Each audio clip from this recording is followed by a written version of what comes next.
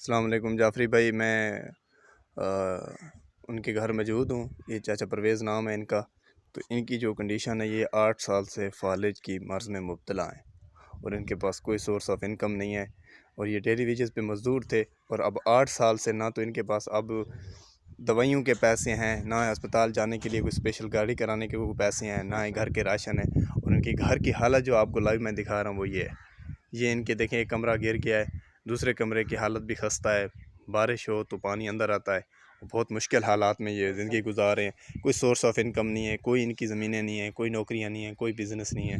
बहुत मजबूर हैं बेचारे और ये हालत दे सकते हैं। और ये अपनी साइड भी तब्दील नहीं कर सकते।